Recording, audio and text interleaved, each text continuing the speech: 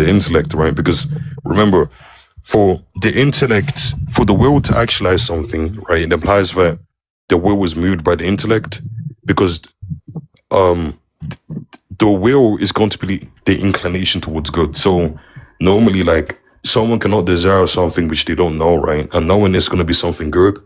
So good is going to be that which moves the intellect, which moves the will towards something, in which to act in relation to itself. But you see how that's like, it has more information from what you just like stated earlier when you're speaking about some causal link between like event one and event B.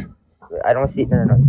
I don't see how you gave me the difference. You're just telling me, look. Look, the difference between your stipulations of like events one, event two, is just saying that when we have two different state of affairs, then it just means that the predicates in one state of affair differs from the predicates in another state of affairs, right? But when we look at act and potency, right, it isn't just saying that there's going to be a difference in predicates in one state of affairs and a difference in another state of affairs, because potency is viewed in two aspects, right? It's going to be active and passive. So even if, let's say, for example, right, there's going to be like some relational change, right, with, let's say, agent in event one and agent in event two, right? That doesn't mean that the agent changed passively, right? But in your guys' like account of change, it would just mean that he changed, but it doesn't really specify the kind of changes which is being picked out. The change which we're picking out here is fairly different. Wait. You're saying that we can account for what, like some like passive power, or like some sort of passive change? No. I'm not saying you guys can't account. Look, I'm saying that when you guys just say that change, it's just going to like signify that so X change. Look, any X changes if and only if, right, X gains or loses a predicate, right? That doesn't specify the kinds of change which occurs regarding to X. Of course, you can stipulate the predicates, right, and associate the kind of change which occurs regarding to X. Let's say, for example, you say that when X changes accidentally, then it just means that X gains like some predicate Y and then loses the predicate black, right? So you can say that, oh yeah, X changed color, right? But my point is that act and potency isn't just speaking about some reduction from potency to act, or about some agent Can you just tell us what acquiring I'm or losing accounting for? predicate. Just tell me okay, because you said that we can account for that. So what are we not accounting for? You can't account for transition from non-being to being, and that's what act and potency can account for. Because remember, right? Why would you want to account for non-being to being? Wait, what do you mean you can account for from non-being to being?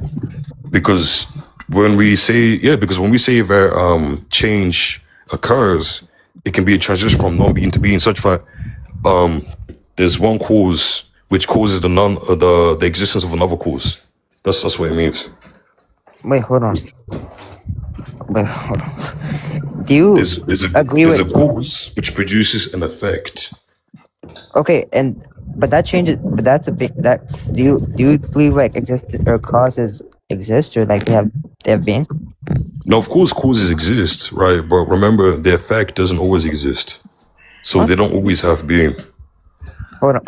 Wait. So you don't believe that being? Oh no. Oh, but okay. What do you mean effects don't have causes, or they don't have existence? I said effects, right? Don't always have being, insofar as the effect can possibly exist. Oh, but hold on. Okay, if a cause is if there's a cause that's manifested, so let's say you have some given like a current property, right? There's going to be a case that there necessarily follows an effect, right? Or yeah, no? Of course. But the point is that look, there's a restricted understanding of change, right? Which is just going to be that there's going to be a subject, and the subject gains or loses something. That's just a restricted idea of change, right? But then when we're speaking about change in a more general sense, we're not just saying that there's a subject which gains or loses something, but we're also saying that there's a transition from non-existence to existence. So when you guys say that change is just that X gains or loses something, that doesn't account for the transition from non-being to being, because we would say that change is just a reduction from potency to act, and it encompasses the kind of change where you guys characterize. You agree with? Okay, hold on. Because if you're saying we can account from being to being.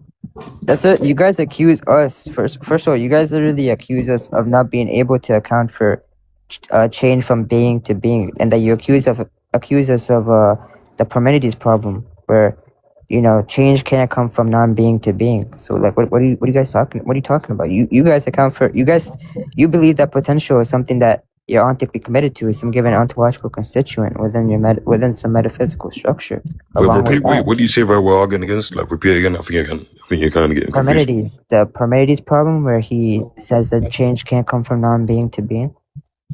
A change doesn't come from non-being to being, but that isn't what's being indicated there. We're not saying nothing comes from something. That's the point. But you just said you Corruption. can't account for change from non-being to being. Yeah, when we're saying you can't count from transition from non-being to being, we're just saying that there isn't like, okay, for example, we're not saying that the being comes from nothing. The being, of course, comes from something, but I'm saying the being itself was something which didn't exist. So the transition isn't from the effect deriving from a cause, but we're just talking about the existence of the thing itself. That's what's being picked up. Well, what are you? Look, Okay. Noella, for example, Noella didn't exist. Now she exists. We're talking about Noella. Okay, but was Parmenides the is speaking about nothing comes. Look, but Parmenides' that's problem. look, that's look. But that's not talking about look. We're saying that she didn't exist and then she did exist. I can accept that, but we're talking about change specifically. Change is That's what point.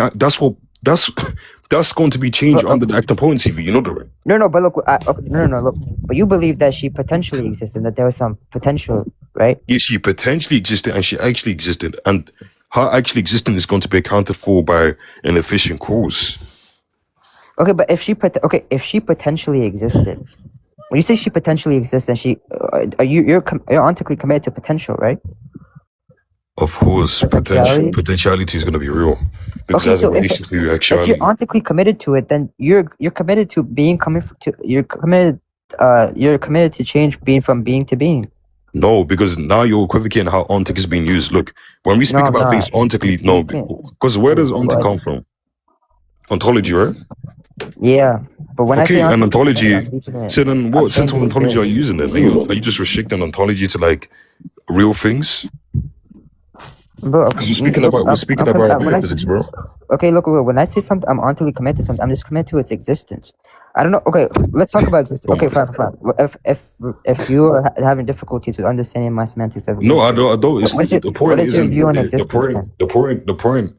My view of existence is that you can use like Quine's model, which is going to be is to be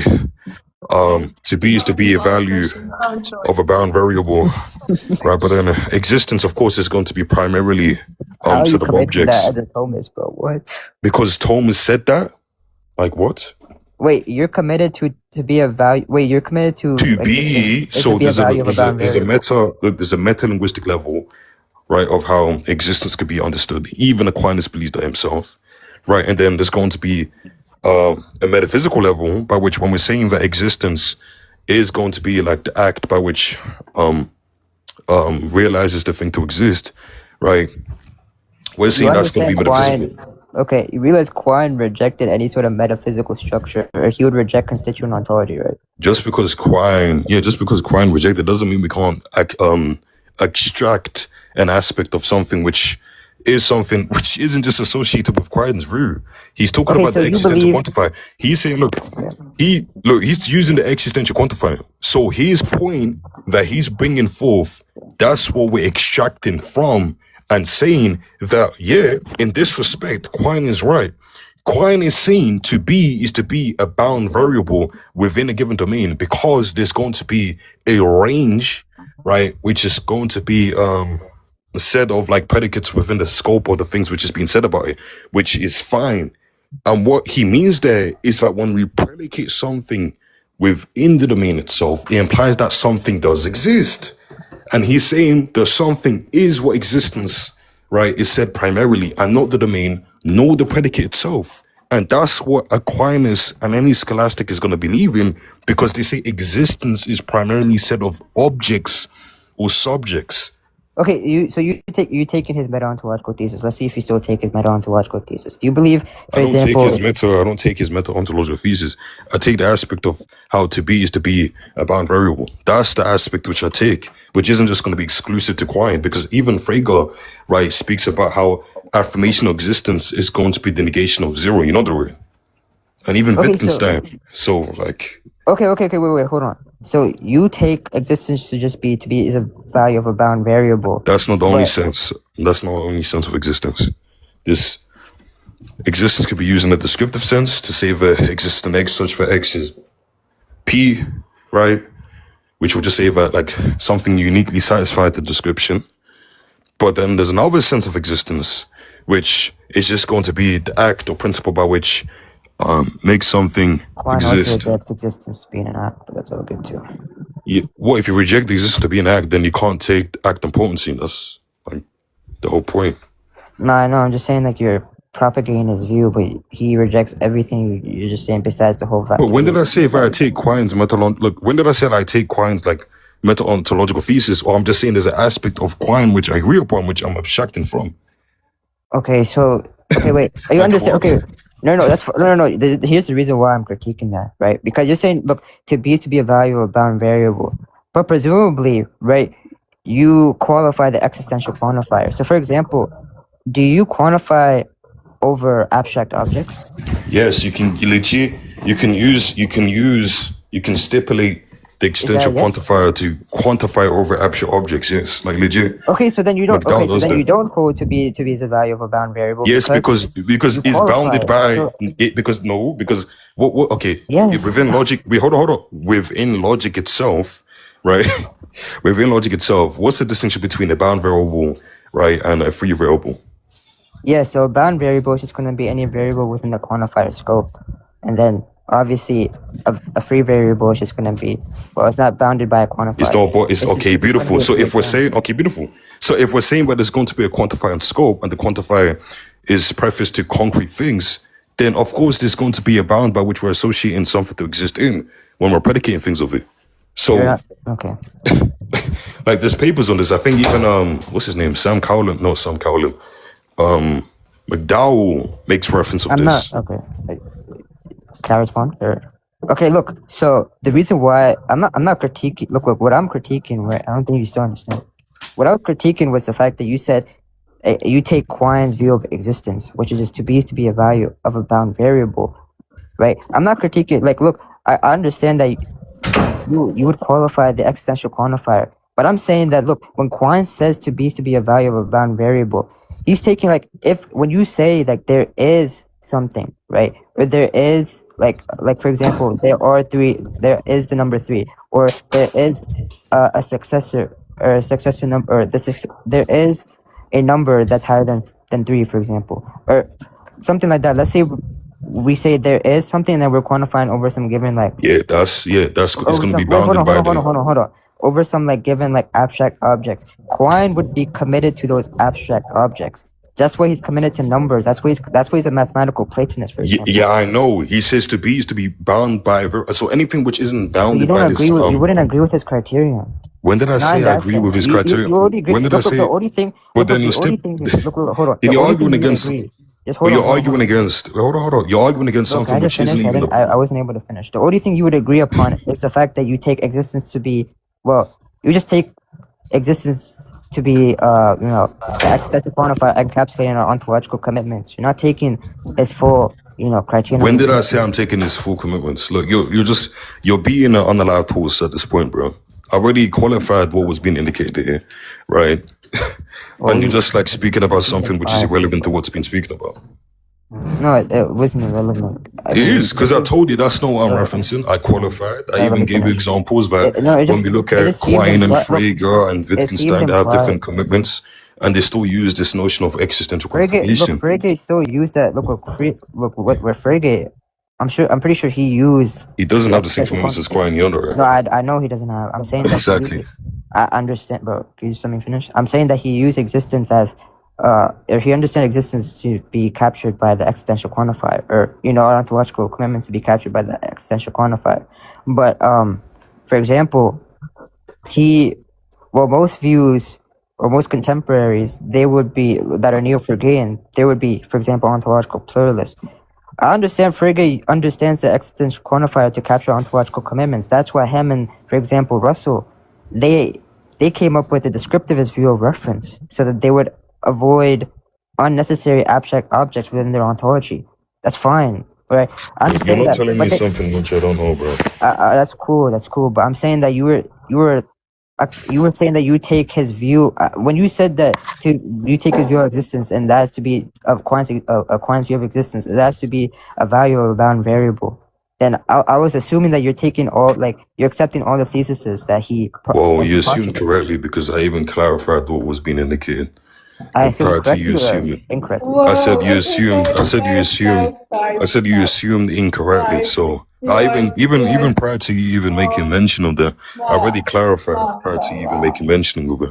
That's what I'm saying. You're just like beating an unalive horse. But what did you say, Willow? Can you guys hear me? Guys, it's been an hour. Please. Yeah, I'm just saying you're just being an unalive horse. But okay, cool. Like, see, so if you don't take act to be the principle by which makes a thing, makes a thing. Yeah, I know you don't. I know I know I don't take existence. Look, I don't take existence to be an activity. Therefore, like we don't contract in potency. Existence not like activity and existence. They don't mean the same thing. No, but okay. For example, Peter Van Wagen, as a neo-Quinian, he has one of his theses is that he denies existence of being an activity, right? It's been You guys will say that I don't know existence what is he like an means act. Yeah, He doesn't say that? needs to. I don't know what. No, I'm not saying he doesn't say that. I don't know what he means by activity. Activity is fairly a certain Like you aspect. participate in existence. It's a certain participation of participating in the well. If you reject that, then I don't really know what he's talking about when it goes to like Christian theology or Christian thought. Because existence or participating of existence is something which isn't just only encapsulated in what's the Aristotelian thought or Neo-Platonist thought, and that is like exemplified within early patristics. And if I remember correctly, isn't Peter Van Wagenaar a Catholic? I don't know. That's the only thing I get confused on. He has some given theological commitments, but he's a neo-Quinian. But look, that doesn't matter. Look, if you don't take existence to be something you participate in, well, then Existence is going to be existence. Existence is something which we participate in God's being, insofar as that our being or act of existence is derived from God. Yeah, that's fine. No, we can accept all of that, and that wouldn't negate one of the theses, or that wouldn't. Or when I say negate, I mean like this is like something that the thesis is talking about, right? I don't know your full on view. You guys have like 5 more minutes. I don't see why you'd contest that, because look, I don't know you. Contest what? Well, you were saying like existence, like I mean, you didn't contest it, but you were kind of hesitant on one of the. You were kind of hesitant when. Yeah, because you didn't explain what activity is. Because activity, well, you didn't explain what you meant by activity, especially the way in which Peter Van Wagen indicates it within his literature. Because activity is going to be a certain aspect which falls under the idea of act and potency, but it isn't going to be what act is or the active principle. So that's why I asked you. I don't know what you mean by that, because activity can refer to like motion of like natural bodies, and of course that wouldn't be allocated to God. So everything which does exist, right, wouldn't be inactive in that kind of sense. So I don't really know what he's talking about. And even in fact, act just signifies perfection. That's how it's commonly defined by scholastics. So when you say activity, do you believe you participate in this given act called existence? Do I participate? I don't I participate in God's being, but the act is something which I have. So I don't participate in my act. I have the act, I possess the act, and the act is going to be the way by which I participate in God's act, because there's going to be some kind of like commonality there. Okay, yeah, so that's something like that's the notion which Peter Van Wagen's probably denying, but I don't know. Look, like not all Neo-Aristotelians are like Christians or whatever. So I'm sure Neo-Aristotelians give like a sort of different account, because I mean I'm sure like for example like E.J. Lau, I'm sure he's not like saying everything you're saying. I mean I don't know if he's Christian or not. but he would want to say existence is an activity, and he would say, and I don't know if you're an Aristotelian. I just kind of assume that maybe you're not. I'm a Pentecostal. That's where I am. No, I mean like your meta ontology. I'm not talking about your theology. My meta ontology is Pentecostalism, bro. Bro, But what? carry on. Okay. But look, yeah, okay. Look, I don't know what that was supposed to mean, but yeah, I feel like we kind of deviated from the whole like discussion earlier. Look, my point. So you understand the critique I gave earlier. That's why like you shifted to like some okay, let's. definition. I don't want to which- go back to the existence stuff, but why did you mention the to be like? Why did you mention that point again? Just like Just what to- does that do with the prior points? with the Well, you asked me a question, so I answered your question. Like, what do you mean? You asked No, me. like when you first brought up like the no. When you brought up the I'm going back to when you first brought up the whole like you agree with Quine on to be a valuable boundary. Why did you mention that again? Because I you don't asked me remember. what's my take on existence. You forgot the question which you asked. No, but I understand. But prior to that, like why did I ask? I don't remember. Like I'm asking you why. I'm trying to go back. Prior to that, you were speaking about active potency, because basically, like when I gave you the whole critique non-being earlier to about being thing, fear, right? yeah, of course, it was about that, because you was giving your account of change and whatnot, and then I said that account of change doesn't account the transition from non-being to being. But then you brought Parmenides saying that, yeah, but Parmenides says that what's it called? Something doesn't derive from nothing. But that isn't what I'm saying when I'm saying non-being, about being a non-being. There's a transition from non-being to being. Right. We're saying the being, of course, transition occurs because there's a being which causes it to exist. So there is some derivation there, but the derivation isn't from itself because it doesn't exist. Like something can't cause itself to exist because Sorry, it would imply that it's prior to its own sorry. existence. You That's repeat. going to be a You're gonna contradiction. have to repeat like the last 1 or 2 minutes I had to go. I said that we were talking about like the account of change which you provided. Then I said the account of change which you provided, which is just saying that any x changes if and only if x gains or loses a predicate, right, isn't going to account for transition from non-being to being. Because with that by condition which I listed, it implies that x does exist, right? And then you're saying x exists and there's a predicate which x has or gains. Whereas transition from non-being to being is saying that x doesn't exist and then x exists. That's what I'm saying. How am I being a rhetorical? Bro, what is wrong with your fans, bro? Like, what's going on, like? No call on my fans, bro. What? Bro, like, what the hell? Like, this just glazing in the comments. Oh, G1's game length. G1's game length. But I'm telling you, bro, these guys are twiddling their feet in the comments, bro. Bro, you don't gotta pay attention to the comments, gang. No, I'm not. I'm just making fun of them. It's funny. No, look. Okay, so you mentioned. You made me forget what you said. Look, Look, so I you said, mentioned something about change. We can't account from change to Look, non-being to being because. I said the account of change which you provided wouldn't account the change from non-being to being, because the by condition which I just elicited implies the subject does exist and they gain or loses something. But then when we're speaking about non-being to being, right, we're speaking about a being which doesn't exist and then does exist. That wouldn't fall under the by condition which I provided. That's my point.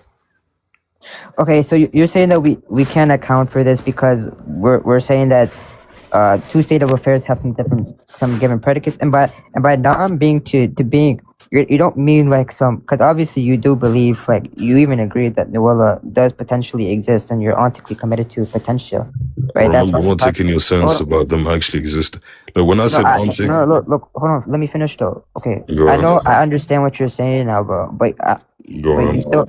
I'm clarifying because you're still ontically committed to potential, but you're not ontically committed to Nuella as like an actual like existing object. You're committed to her as in like a state. You're ontically committed to her like state of potential, and then when she becomes actualized. But you're saying that we can account for change as in like some given concrete object wasn't a given actual existing object at some point in time, and then actually became an actual existing object at some given time, correct? You can't account. Yeah, that's the point. Yeah, because when you look, because the account which you could probably account it like the account which I gave, of course, will not coincide with what I'm, providing. It might coincide with like causality and all of that type of stuff, like X causes B or some shit like that, right? That would account for the transition from non-being to being. But I'm saying that when you guys speak about change, right, that kind of change only like specifies a specific kind of change, which is just going to be the subject persists, right? And well, the subject exists, and there's something which is added or taken away from the subject. That's Okay, my well, we don't even need to account. Okay, if you're saying that we can't account for this, we don't even need to use events to account for this. We could say something like for example, God caused Noella, for example. So we can give this like predicated fact, right? So let's say we regiment this in FOL where we say there exists some X and there exists some Y where X caused Y, and then we instantiate like the given constants for the given variables, right? And the given constants are going to represent the objects within a domain, and it's just going to be like God caused like Noella, for example. We can stipulate this predicate effect, or right, given like we can stipulate this like this fact, or this fact, and within the object language, this is not always going to be true because at some point it wasn't true, and then at some later point it became true, right? Obviously, given that it reflects reality, and we accept like, and given that we accept like the TSB principle, where truth supervenes being, and we can still accept this without even accounting for events. We could just give some given like fact over here, and we could regiment in FOL, and we already have two we already have two bounded variables within the quantifier scope that we're ontically committed to, and this isn't an issue. Look, I'm not saying that you can't, formalize it with an FOL. That's not the point. I'm saying that when people are typically given a kind of change, right? No, not They just have that. to constantly. No, They I have to didn't just say constantly. that, though. I didn't Look. For example, like, I'm saying that every time. Look, I'm saying that acting potency is far more simpler position, right? Because you don't have to like constantly like formulate like the different kinds of changes which occurs, because any kind of change is going to fall under the idea of like potency is just a change, just going to be a reduction from potency to act, right? Look, for example, when you give that kind of change to say, oh yeah, like change just means that a subject gains or loses a predicate. But then when we're speaking about causal relations, then you're going to say that, oh no, change is going to be when this thing causes this thing to exist. And then when you speak about, oh, change in mental state, you're going to be saying, you know what I'm saying? It's just far more, it's far less practical. It's far less practical. It's, not everyone's going to do that. Like, you get what I'm saying? Can I get what you're saying? Acting point is much more simpler. The reason why he's saying that is because first of all, acting potency, like that, the whole view like moderate realism, or Chilean realism, is not more parsimonious, for example. But even More parsimonious? Wait, I'm not saying it's more parsimonious. Because look, when you say When I say it's more parsimonious. Okay, are you just saying are you saying that it has a wider explanatory scope then? Because usually when we talk about of course, change. Of course, it's gonna have a wider explanatory scope. Okay, so that's different. That's different from simplicity. They're two different theoretical versions. I never said it was. Yeah, but I never said that acting point is gonna be more simpler than what's it called? But it's gonna be more simpler than account which you gave. I'm not talking about simplicity or parsimony. I'm saying that it's going to be more simpler insofar as it doesn't take that much effort for you to kind of like do, right? Like you understand the concept, and then when there's like instances where the concept is applied, you can it's just gonna be easy. It's as simple as that. It's not really hard. Wait, hold on. Okay, hold on. That's what I mean. Wait, hold on. Look, let's assess this real quick. So you said, look, okay, so by simple, because look, that's the whole point when we talk. It doesn't take that much effort. Wait, just hold on. When we talk about simplicity, right? We're assessing this theoretical. Wait, you're being an unallowed host, bro. Dude, just I know what simplicity is. Dude. I know, I understand. Just hold on. But then why are you speaking about something which will not provide any? Bro, I know what you mean now. You mean explanatory scope. That's fine. But when you mention simplicity, That's what It's most no, people no, no, mean no, by no, that no, no. theoretical virtue. No, no, no, no, no, no. I'm not only speaking about explanatory scope. I'm just saying that it doesn't take that much Been an effort. hour and It a doesn't take that half. much effort. What do you think explanatory scope is?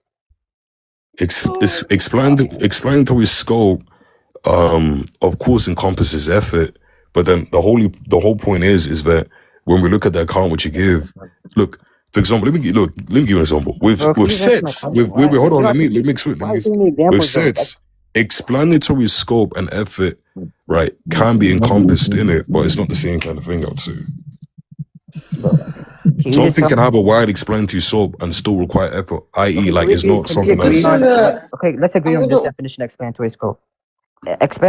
When we speak about explanatory scope, we're just saying that some given theory explains more things directly than another theory, right? Can we agree on that? explains more. Sure, you can say that. Okay, good. Okay, good. And so, okay, so let's say we have these two given theories, and one has a more narrow explanatory scope than the other theory. And let's say you give up this theory and you give up this percentage of an explanatory scope, but you gain this much percentage of simplicity, like a different theoretical virtues. How can we assess how much you gave up? Like, can you like? Because I'm trying to say that. Repeat that again. Okay, so look, let's say you have these two theories. Let's say you adopt this other theory, right? And this theory, you give up this amount of percentage of this given theoretical virtue, like explanatory scope, right? You give this, you lose that much. Let's say you lose like 20%, but then you gain 15% of simplicity or parsimony, taking Yeah, up. but that's not, but that's implying. But Wait. just hold on. Let me ask my question though. Let me finish my question. So if we gain that much simplicity, how can we measure whether what I'm trying to say is like that over there is incommensurable. Like how can we convert that? How can we measure whether we gave up more or we gave up less? Look, if scope, I don't know, scope would be the theory itself. But look, the whole point is that if you're just talking about like, oh yeah, there's going to be like less ideological concepts included in the theory, then when we're talking about like less ideological concept, we're just talking about like basic concepts which explains things within the theory itself. If you're just saying that theory A has fewer kinds than theory B, then of course you're just going to say the first theory is going to be more ideologically parsimonious than theory B. And if you're just talking about like the anti-commitments, How does that answer my question though? I just told you. What? What I'm was telling my you. I'm telling you that I agree, but it's not commensurable because the scope itself is looking at the theory as a whole. So that isn't Okay, going to be so if something it's which can be measured. incommensurable, But my point is that the accounts which you guys give is not going to be more parsimonious than it's not going to be it's more way more. parsimonious. You mean No, really. Do you know what? Wait. Do you know what parsimony is? Hopefully you know what parsimony is, right? yeah, parsimony is when you are stipulating or when you're stipulating less entities or you're postulating less entities or assumptions. That is not what parsimony That is. parsimony. Parsimony isn't just like stipulating less entities or ideological kinds. It's stipulating a theory in which you're saying that the theory can actually explain equally well with another theory, right? Because the entities which is included in one theory with how another, long are you right, guys isn't going to gonna be. talk Wait, hold on. about Let me learn. Oh my Calm down, bro. Calm down. gosh. Look, parsimony just means not positing more than is necessary. Almost That's 2 implying. hours. Wait, hold up, calm down. Look, You parsimony looked just up the simply means, definition of parsimony just simply means not positing more that is necessary, right? That's what Occam states, and that's where like parsimony derives from. So when you have two theories which are competing, that is a right? theoretical virtue that are always look. That's how the that's how that specific theoretical is typically understood when we speak about, for example, like different theories or different explanatory hypotheses, and we're looking at the given theoretical virtues. We understand parsimony to be that way, and we have something like explanatory scope or explanatory power, right? Where what you just described is just explanatory power, right? What explains what has more expressive resources to explain the given data or to explain the given observable phenomena, and based on Yeah, that, but we postulate but I'm talking the about given entities that are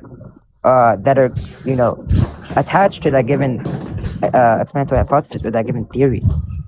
What you just described is just explanatory power. What? Look, I'm not talking about what I described. I'm talking about the definition of parsimony that I'm given, which is, I would say your definition is going to be insufficient. Look, it's not just saying that you're positing less entities, right, or less ideological concepts. It's I'm saying, sorry to cut you off, but the answer to my last question, did you say it was incommensurable?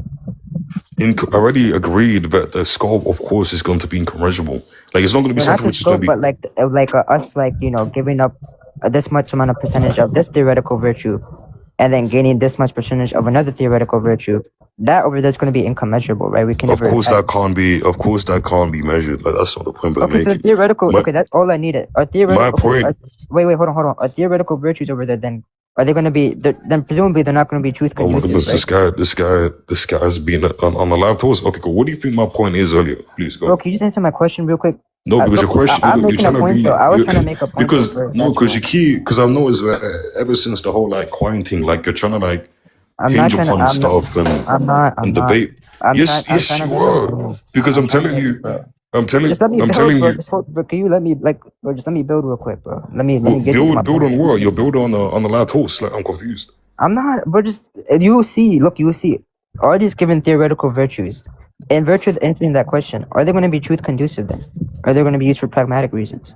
Is it going to be truth on what? Like you haven't even stipulated the theory. Like what's going to be truth conducive? What do you mean? Look, okay, these theoretical virtues. I'm talking about these theoretical virtues. Do they lead to truth? So you named parsimony, right? And what other virtues have you named other Okay, than so you're gonna have parsimony? explanatory scope. You're gonna have explanatory power, parsimony. Some say simplicity and parsimony are different. I don't really understand the demarcation. It's the same. I say it's the same thing. I know. I agree. Some people say it's different. You have elegance. You have unity. There's a lot of theoretical Yeah, virtues. there's consistency. So like, okay, cool. They're not truth conducive, right? what's not truth conducive? These What's he talking theoretical about? virtues. The theoretical virtues are they truth conducive? I'm not too sure. I'm agnostic on it. Okay, Some if they're people not say, okay, can we agree they're used for pragmatic reasons then? At least. of course, they're used for pragmatic reasons. But look, the whole point Okay, is, so is like, why does with explain why? the whole point is, I would say the truth can, yeah, like I'm saying it really, I'm really agnostic on that, but it really depends on what's really been picked up. But look, my point is that when I was making the point earlier about how acting potency, right, is going to be something which I would say one is intuitional, even if someone doesn't accept the whole like terminologies which is being employed. Like this kind of like Aristotelian language is customarily used within physics, right? So it's not something which is not common. My point is that when you guys give this account In of physics. of chain, yeah, in physics, What was my point like about the when theoretical virtues? Let's say it is used in physics. What was your the point? point about the theoretical Guys, that took virtues is that it's going to be 2 hours. Oh my Let's say it days. is used say in that, physics. Let's say say that. that Look, let's say it is used in physics. there's no point, bro. There's no point. But what was my no? What was my point? Look, bro. Oh my god. I'm saying let's say there's it no is used in point. physics. Noella, look, we've been speaking for like hours and legit is deviated from the whole initial. We went from free will to this. Like, bro, it's not relevant. Like, I won't, bro. Like, legit. We Okay, went from free will I to would just say this. my point. I would just say my point. Look, the point what you brought up physics. I actually like that you brought up physics. I don't know what I mean. I don't think you understand my point then if you brought up physics. I But do look, understand your point. just let me finish. Your Let me point. finish. Look, I can. Bro, Do you you want me gotta let to? me. Bro, Do you you gotta want? let me. You can say your point, but don't try to make it seem bad honest. Look, should I still mind your point? Your point is that when we have these two theories, right? Why'd And you make up physics then? bro, did you not say what you're trying to make a point? You're saying that I don't understand your point. I want to bring up the point. Right, you're trying to Okay, bring up. fine, Look, go you're ahead. trying to say that. I'm assuming you take the idea that theoretical virtues imply like the theory being conducive, right? No, that's the opposite of my point. I was so I'm saying they're used for pragmatic reasons. They're not truth conducive. That's my point. Not that. Not the that. What you're saying is contrary to what I'm saying. It's Okay, so completely. if you say it's not completely true conducive, contradictory. okay, if you're saying not country, then I don't get what your point is then. Bro, the whole point. Okay, you brought up the point of physics. We see. Let's say something that physicists use today, right, to explain observable phenomena. My point is that we've seen a lot of our theories in physics and chemistry that have been successful, but have simply not been true using IBE. For example, we have classical chemistry that has been successful in the past and that has been able to explain all the observable phenomena.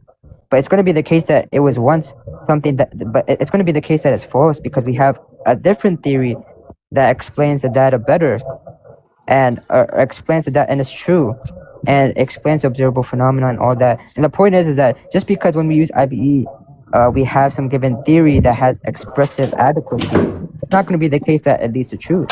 So that a given theory has more theoretical virtues, it leads to. But that wasn't my initial point. If you thought that I was saying, but it's gonna be truth condensive, then you don't get the point I was making. Because I assume What's the whole point of the explanation? Okay, so can I ask this one question? What's the whole point of the my explanation? whole point is that it's look. The point is, right? You guys view like this account of like change to be fairly simpler than the account change in which we posit. But look, the whole point is that it's just terms in which we characterize for things which we understand, but just change naturally speaking, bro. That's legit what it look. My point is that these labels that we assign right to things are what we experience. So even if the individual just like rejects it, it isn't something which they're not accustomed to, right? They're just like using like different labels for it, right? And my point is like when you speak about, oh, change is just gonna be like, oh, this like logical relation between da-da-da, and therefore, well, not, people don't talk like that. People don't talk like that and they don't understand change to be as abstract as that. What do you say?